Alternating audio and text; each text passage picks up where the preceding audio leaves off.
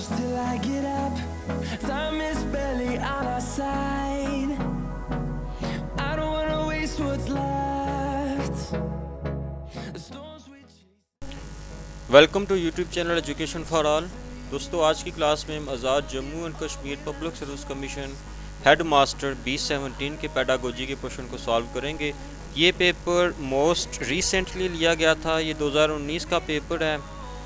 और इस क्लास से पहले हम senior teacher chemistry B16, subject specialist chemistry, subject specialist biology, senior teacher general line और बहुत से पास्ट पेपर्स को हम सॉल्व कर चुके हैं, जिनको आप हमारे यूट्यूब चैनल की प्लेलिस्ट या नीचे डिस्क्रिप्शन बॉक्स में भी विज़िट कर सकते हैं। दोस्तों, आज के हमारे ये MCQs federal Public service commission, Azad Jammu and Kashmir public service commission, NTS और पंजाब पब्लिक सर्विस कमीशन, हर तरह के पेपर्स में मोस्ट रिपीटेड MCQs हैं। इस क्लास को आपने शुरू से एंड तक देखना है और कोई भी MCQs मिस नहीं करना। दोस्तों, जिन दोस्तों ने हमारा YouTube चैनल अब तक सब्सक्राइब नहीं किया, आपसे गुजारिश है कि इस YouTube चैनल को सब्सक्राइब कर लें, बेल आइकन को प्रेस कर दें ताकि आने वाले लेटेस्ट वीडियोस आपको वक्त पर मिलती रहें। तो चलते हैं आज की क्लास की तरफ। आज का हमारा पहला MCQs है, career education should begin A in kindergarten, B in 3rd or 4th grade, C when child enter junior high school, D none of these। तो इसका राइट आंसर क्या है जी? कैरियर एजुकेशन कहाँ से शुरू होनी चाहिए? इन kindergarten। क्वेश्चन नंबर 2 है, character is developed by A will power, B conduct and behaviour, C morality, D all of the above. तो करेक्टर डेवलप होता है विल पावर से, कंडक्ट एंड बिहेवियर से और मॉरलिटी से। ये तीनों मिलके करेक्टर को डेवलप करते हैं। तो इसका राइट आंसर क्या है? D all of the above.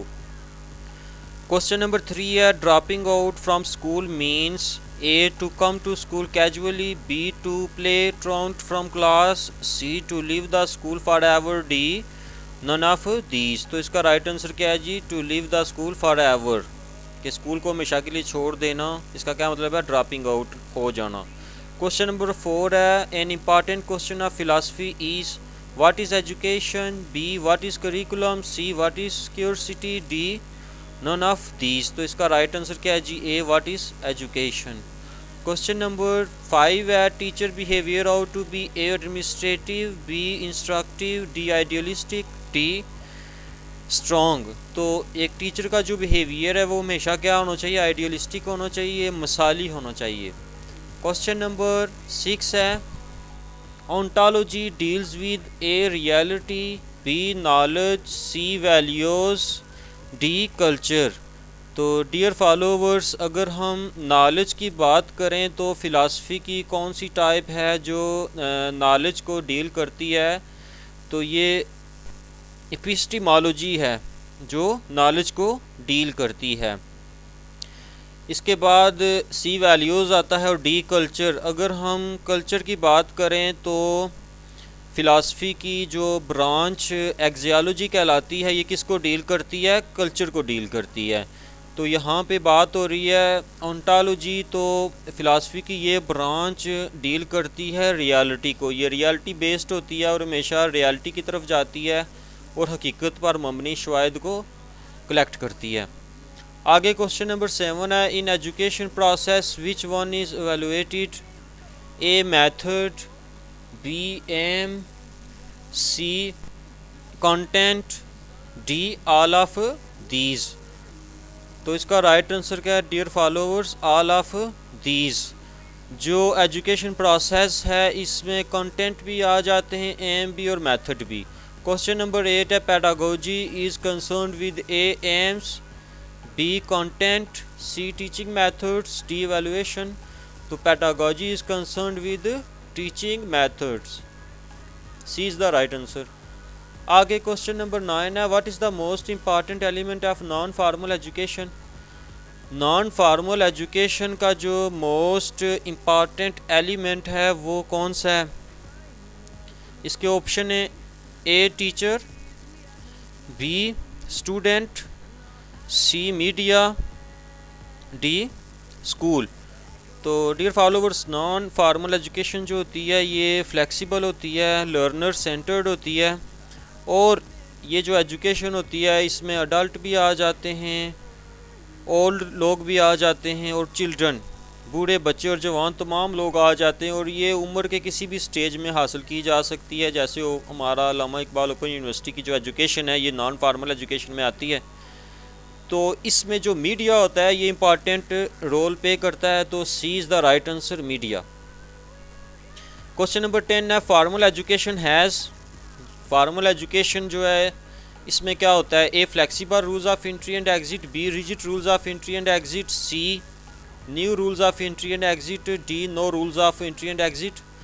तो flexible rules of entry and exit जो है ये नॉन फार्मल एजुकेशन में होता है कि किसी भी उम्र के हिस्से में आप तालीम हासिल कर सकते हैं, चाहे आप बच्चे हों, बूढ़े हों, जवान हों। तो इसमें कोई स्पेसिफिक एज लिमिट नहीं है। तो ये नॉन फार्मल एजुकेशन में फ्लेक्सिबल रूल्स होते हैं एंट्री और एग्ज़िट के। बी है rigid rules of entry and exit. जो फार्मल एजुकेशन है जिसे आप रस्मी तालीम कहते हैं, इसके जो रूल्स होते हैं वो रिजिड होते हैं। और जो रस्मी तालीम है ये क्लासरूम बेस्ड होती है, आप एक क्लासरूम में हासिल करते हैं। ये जो तालीम होती है बाकायदा तौर पर क्लासेस होती हैं, एक ट्रेंड टीचर होता है इसमें जो आपको हर किस्म की गाइडलाइन फ्राहम करता है और ये स्कूल में आप हासिल करते हैं। एक अदारे के मुतहद आप होते हैं कि 8 बजे स्कूल लगता है तो 8 बजे आप आएंगे, 1 बजे छुट्टी होती है तो 1 बजे से पहले आप नहीं जा सकते। क्लास के ओवर होने के बाद दूसरी क्लास स्टार्ट होगी, असम्बली होगी। तो एक रूल्स के तहत आप चल रहे होते हैं और ये रूल्स उस अदारे के बनाए गए होते हैं और आप हर सूरत में उनको फॉलो करते हैं। और रिजिड रूल्स होते हैं जिनको आप तोड़ नहीं सकते। तो B is the right answer के रिजिड रूल्स होते हैं। तो डियर फॉलोअर्स, फार्मल एजुकेशन और नॉन फार्मल एजुकेशन के कंसेप्ट्स तो आपको क्लियर हो गए होंगे। अब हम बात करते हैं इनफॉर्मल एजुकेशन की कि इनफॉर्मल एजुकेशन क्या होती है। हम इसको भी थोड़ा सा देख लेते हैं। इनफॉर्मल एजुकेशन एक ऐसी एजुकेशन है जो हम लाइफ टाइम हासिल करते हैं। इन्वायरमेंट से आप सीखते हैं, कम्युनिटी से जो कुछ आप सीखते हैं, नेचुरल फॉर्म से आप जो कुछ सीखते हैं, और लाइब्रेरी में आपने जो कुछ सीखा पढ़ा, म्यूज़ियम में आप गए वहाँ आपने कुछ सीख लिया, या घर में जो कुछ भी बच्चा या कोई भी जो कुछ भी हम सीख रहे हैं बचपन से बुढ़ापे तक, ये लाइफ लॉन्ग होती है और ये हमेशा जारी रहती है। तो ये इनफॉर्मल एजुकेशन होती है और इसमें no rules of entry and exit, कोई रूल नहीं होते कि कोई बच्चा ही सीख सकता है माहौल से या म्यूज़ियम से, कोई बूढ़ा भी सीख सकता है, जवान भी सीख सकता है। और इसमें सीखना जो है वो उम्र भर जारी रहता है, इसमें कोई स्पेसिफिक एज लिमिट नहीं है। तो no rules of entry and exit. तो एक और जो टर्म है एजुकेशन की वो है डिस्टेंस एजुकेशन। अगर हम उसके बारे में बात ना करें तो नाइंसाफ़ी होगी। तो डिस्टेंस एजुकेशन जो है ये फासलाती निज़ाम तालीम है और इसमें टीचर और स्टूडेंट फ़िज़िकली सेपरेट होते हैं। जैसे इस्लामाबाद में एक टीचर आपको स्काइप के ज़रिए पढ़ा रहा है तो ये एक डिस्टेंस एजुकेशन का हिस्सा होगा।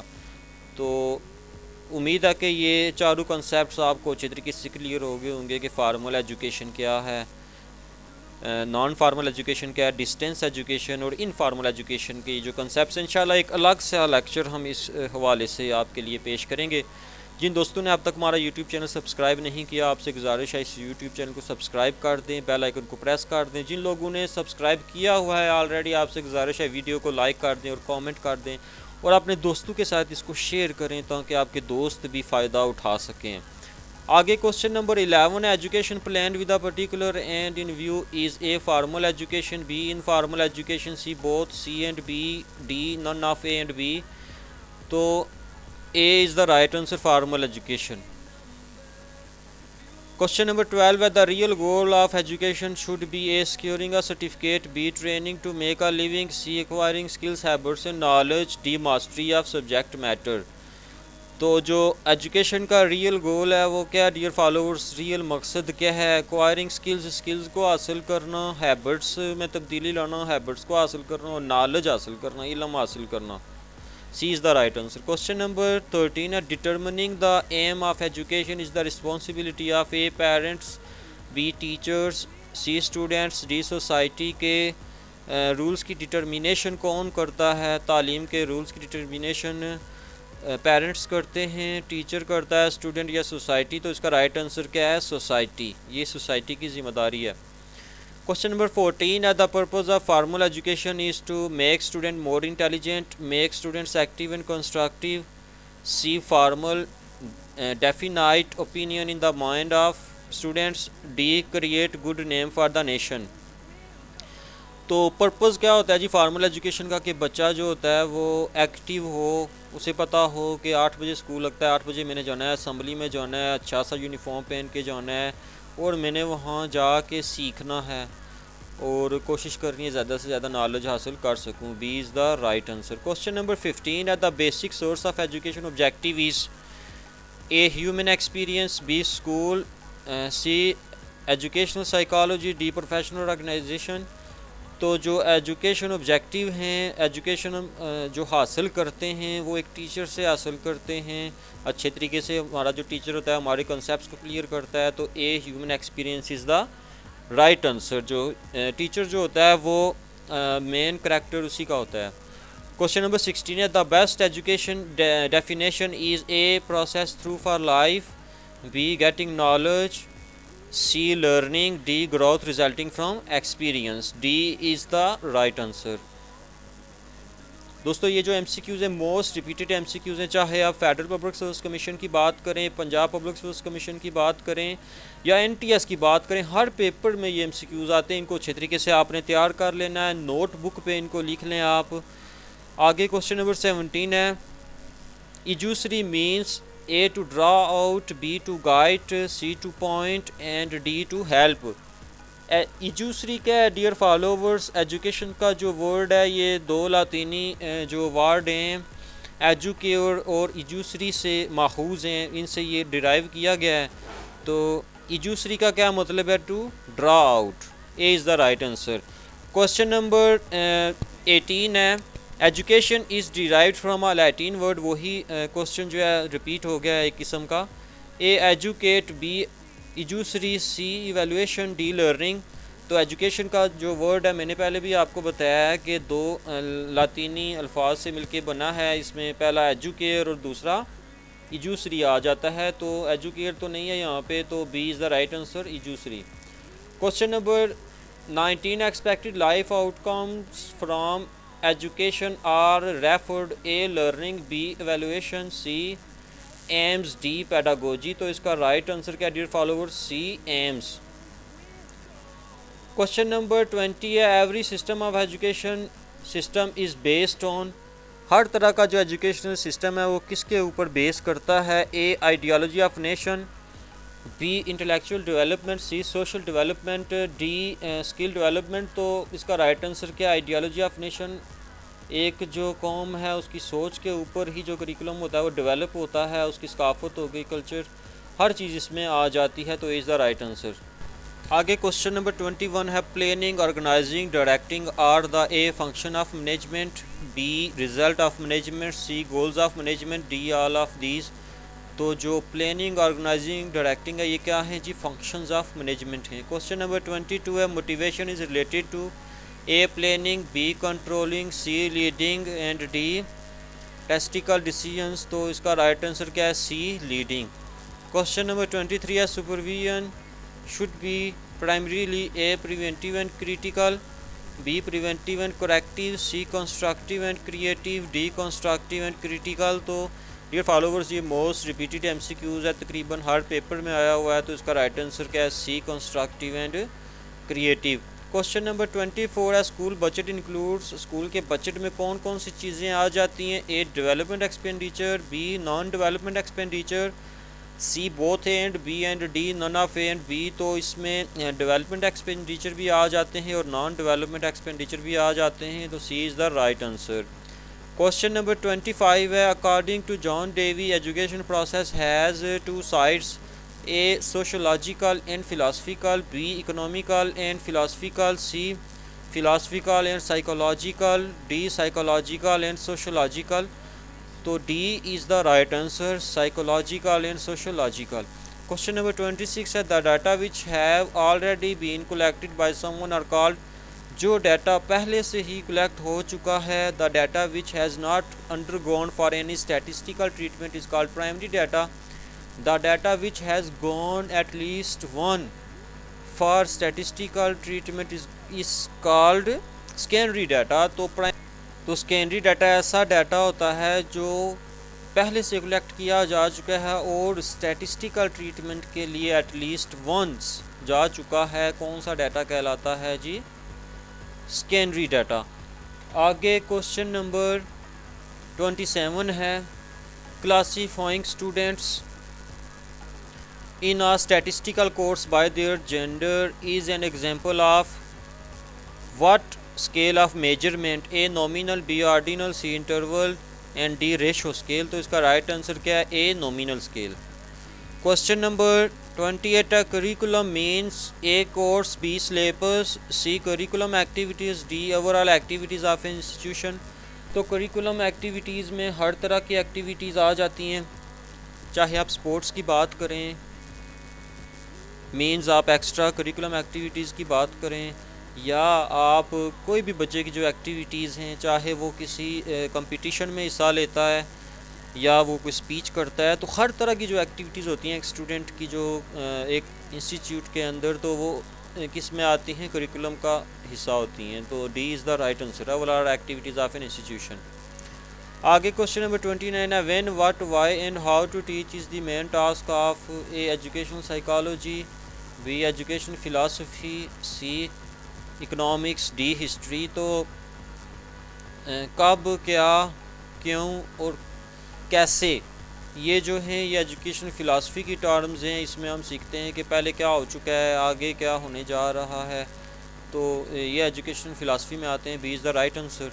क्वेश्चन नंबर 30 है, the most frequent value in the set of data is, जो मोस्ट रिपीटेड वैल्यू है एक सेट ऑफ डाटा में, वो क्या कहलाती है? A mean, B median, C mode, D none of these. तो ये एमसीक्यूज़ बहुत बार रिपीट हो चुका है, और ये जितने भी एमसीक्यूज़ हैं मोस्ट रिपीटेड एमसीक्यूज़ हैं। फेडरल पब्लिक सर्विस कमीशन में बहुत बार ये एमसीक्यूज़ आते हैं, और Azad Jammu and Kashmir public service Commission में भी मोस्ट रिपीटेड हैं। इनको अच्छे तरीके से आपने तैयार कर लेना है। क्वेश्चन नंबर 31 है, in negative correlation means, negative correlation का क्या मतलब है? A as one variable increases the other variable also increases, B as one variable increases the other variable decreases, C as one variable decreases the other variable decreases, D none of the above. तो negative correlation का क्या मतलब है जी? जब एक variable में इजाफा होता है तो दूसरे वेरिएबल में कमी होती है, तो ये नेगेटिव कोरिलेशन होगा। अगर एक में इजाफे से दूसरे में भी इजाफा हो तो ये पॉजिटिव कोरिलेशन होगा। तो इसलिए इसका राइट आंसर क्या बनता है? B, as one variable increases, एक वेरिएबल में इजाफा होगा तो दूसरा वेरिएबल डिक्रीज़ होगा, तो ये नेगेटिव कोरिलेशन या इन्वर्स कोरिलेशन कहलाएगा। B is the right answer. Question number 32 है, which of the following provides solid foundations for theoretical framework? A survey, B literature review, C pilot testing and D experiment. तो इसका right answer क्या है? B literature review.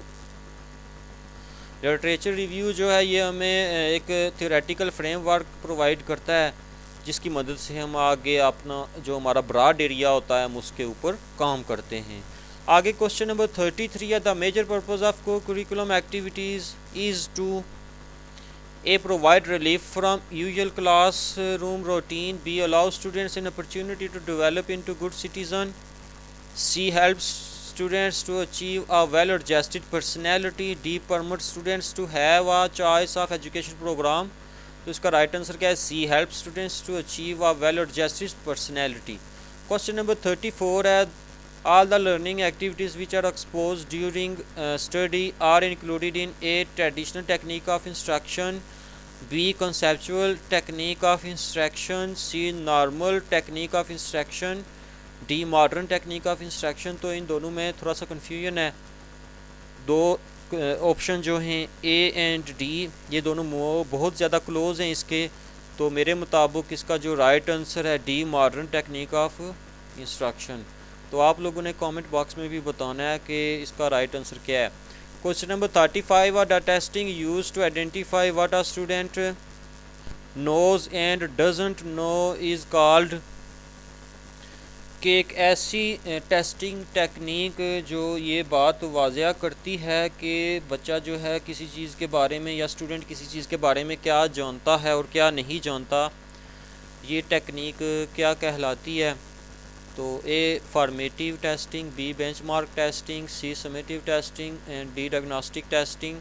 तो formative testing जो होती है ये एक 30 या 40 मिनट की क्लास में टीचर बच्चों को जो कुछ भी पढ़ाता है उसके लिए डिफरेंट किस्म की टेक्निक्स यूज़ करता है कि बच्चों हाथ खड़ा करो जिसको टेस्ट आता है, या छोटा सा 10-15 नंबर का जो MCQs का टेस्ट ले लेता है क्लास में 30-40 मिनट की क्लास में, ये जानने के लिए कि जो लेसन उसने आज दिया है बच्चों को उसके बाद बच्चे क्या जानते हैं, उन्होंने क्या हासिल किया। तो ये 30 मिनट की क्लास में होती है फॉर्मेटिव टेस्टिंग।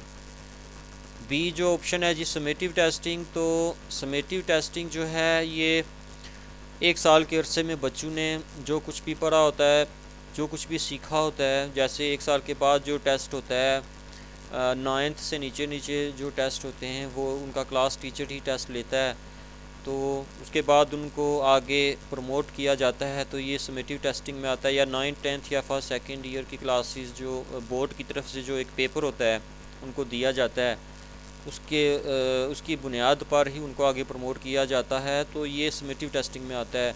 अगर हम डायग्नोस्टिक टेस्टिंग की बात करें तो ये एक ऐसी टेस्टिंग है जो टीचर डायग्नोज किसी इसका क्या मतलब होता है डियर फॉलोवर्स, के आप किसी चीज़ को डायग्नोज करते हैं, उसकी तहकीक तक जाते हैं कि बच्चे जो हैं किस चीज़ में वीक हैं, बच्चों को टेंसेस आते हैं कि नहीं आते, टेंसेस में वीक हैं या बच्चों की जो प्रोनाउंसिएशन है वो वीक है, तो आप डायग्नोस करते हैं प्रॉब्लम को। ये फॉर्मेटिव असेसमेंट के दौरान डायग्नोस्टिक असेसमेंट भी जारी रहती है। तो इस चीज़ को आइडेंटिफाई करना बच्चा क्या जानता है और क्या नहीं जानता, तो ये ऑलरेडी आप लोग समझ गए होंगे कि ये फॉर्मेटिव टेस्टिंग में आता है जो 30 या 40 मिनट की क्लास में होती है। आगे क्वेश्चन नंबर 36 है, questionnaire survey method is used to collect A secondary data, B qualitative data, C primary data and D none of these। तो जो क्वेश्चनियर सर्वे मेथड में जो यूज़ होता है ये प्राइमरी डाटा यूज़ होता है डियर फॉलोवर्स, जो पहली बार इकट्ठा किया जाता है और उसकी बुनियाद पर आगे कई लोग तजर्बात भी करते हैं, तो C is the right answer, primary data. Question number 37 है, completing a task with 80% accuracy is requirement for success is the example of A norm referenced, B criterion referenced, C measurement and D none of these। तो इसका right answer क्या है dear followers, B criterion referenced। Question number 38 है, fixed ideas in ball park measurement are the qualities of A science, B biology, C language, D pseudo science. तो इसका right answer क्या है, D pseudo science. Question number 39 है, 20 teachers working under supervision of one head teacher is an example of organization, A tall, B flat, C complex, D organized। तो इसका right answer क्या है, B flat। Question number 40 है, the comprehension term covering building, playground, furniture, equipment, librarian, laboratory is called A school plant, B school staff, C educational management, D human resource management। तो ये school plant का हिस्सा होते हैं, ए is the right answer. तो dear followers ये जो head master का पेपर था इसमें बहुत से MCQs पहले रिपीट हो चुके थे, इसलिए जिन लोगों ने पास्ट पेपर से तैयारी की थी उन लोगों के अच्छे मार्क्स हो गए हैं, और लास्ट 2 वीक्स में उनके जो अपॉइंटमेंट आर्डर्स हैं वो भी उनको मिल गए हैं कि किस जगह उनकी अपॉइंटमेंट हुई है। क्वेश्चन नंबर 41 है, which term is not type of remembering, remembering की कौन सी टाइप नहीं है, ए रिकॉल, बी रिकग्निशन, सी रेडंडेंसी, डी री लर्निंग। तो ये MCQs मोस्ट रिपीटेड है, हर बार आता है फेडरल पब्लिक सर्विस कमीशन में भी, Jammu and Kashmir public service Commission में भी, NTS में भी रिपीटेड है, तो इसका क्या राइट आंसर है, सी रेडंडेंसी। क्वेश्चन नंबर 42 है, the procedure of giving directions to and providing critical evaluation of instruction task is termed as A management, B inspection, C planning, D supervision. तो इसका राइट आंसर क्या है डियर फॉलोअर्स, डी सुपरविजन। बहुत से लोगों ने इसको इंस्पेक्शन करार दिया था जबकि ये सुपरविजन इसका राइट आंसर है, ये 100% इस पर मैं श्योर हूँ। आगे क्वेश्चन नंबर 43 है, physiology is the association of which behaviour, A head information, B physical traits, C lines in hands, D formation of stars. तो इसका राइट आंसर क्या है, B physical traits. Question number 44 है, our learning deals with the dash of responding in problem solving, A ease and quickness, B delay and remembrance, C forgetting and relearning, D revision of the information. तो dear followers, इसमें भी बहुत ज़्यादा confusion है। इसका right answer भी आपने मुझे नीचे कमेंट बॉक्स में बताना है। तो मेरे मुताबिक तो ये है कि आवर लर्निंग से हमें क्या होता है, ईज़ एंड क्विकनेस। एक तो किसी चीज़ को हम जल्दी से याद कर लेते हैं, हम उसको आसानी से बयान कर सकेंगे। तो बहुत से लोगों के मुताबिक सी भी इसका राइट आंसर है, फॉरगेटिंग एंड री लर्निंग। तो आप लोगों ने कमेंट बॉक्स में मुझे विद प्रूफ ये बताना है कि इसका राइट आंसर क्या है। आगे क्वेश्चन नंबर 45 है, the term gestalt means, A the parts, B the whole, C association, D grammar. तो गेस्टाल्टिज्म का क्या मतलब है, the whole, B is the right answer. Question number 46 है, which of the following is true about ecological validity, A ecological validity refers to the applicability of findings to the real world, B all laboratory experiments have low ecological validity, C ecological validity refers to how much are students methods resemble real life situations, D none of above. तो dear followers, इसका right answer क्या है, A ecological validity refers to the applicability of findings to the real world. A is the right answer. Question number 47, alternative form reliability is also known as, A parallel forms, B convergent reliability, C test reset reliability, D split half reliability. तो dear followers, इसका right answer क्या है, A parallel forms. Question number 48 है, the split half method is used as a test of, A constancy, B inter-observer consistency, C external validity, D internal validity। तो dear followers, इसका right answer क्या है, D internal validity। Question number 49 है, the idea that learning is a social process was given by, A Piaget, B Kohler, C Skinner, D Vygotsky। तो learning को social process किसने कहा था, ये बहुत बार एमसीक्यूज रिपीट हो चुका है। वाइगॉत्स्की ने ये कहा था कि लर्निंग जो है एक सोशल प्रोसेस है, आप माशरे से सीख रहे होते हैं। तो D is the right answer. Question number 50 है, human intelligence is affected by, A only heredity, B only environment, both heredity and environment, D neither heredity nor environment. तो जो ह्यूमन इंटेलिजेंस है वो जो है अफेक्ट होती है, एक तो आप तवारस से सीखते हैं, वालदेन से सीखते हैं, कुछ आप खसूसियात अपने अंदर वालदेन की भी लेके आते हैं, और दूसरा ये कि घर के बाद आप माहौल से भी सीखते हैं। तो C is the right answer, both heredity and environment. तो डियर फॉलोवर्स, आज की क्लास में हमने हेड मास्टर B17 के पेडागोजी के पोर्शन को सॉल्व किया है। ये पेपर 2019 में लिया गया था और ये मोस्ट रिसेंट पेपर था Azad Jammu and Kashmir public service Commission का। और इस पेपर में तकरीबन मोस्ट रिपीटेड MCQs हैं जो federal Public service commission, NTS और हर किस्म के पेपर्स में हर बार आते हैं। उम्मीद है आज की क्लास में आपको बहुत कुछ सीखने को मिला होगा। जिन दोस्तों ने अब तक हमारे इस यूट्यूब चैनल को सब्सक्राइब नहीं किया, आपसे गुजारिश है इस यूट्यूब चैनल को सब्सक्राइब कर दें, बेल आइकन को प्रेस कर दें, ताकि आने वाली लेटेस्ट वीडियोस आपको वक्त पर मिलती रहें। इंशाल्लाह हम एक और यूज़फुल लेक्चर के साथ आपकी खिदमत में हाज़िर होंगे। तब तक के लिए अल्लाह हाफ़िज़।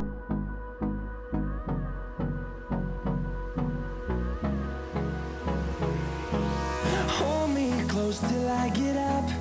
Time is barely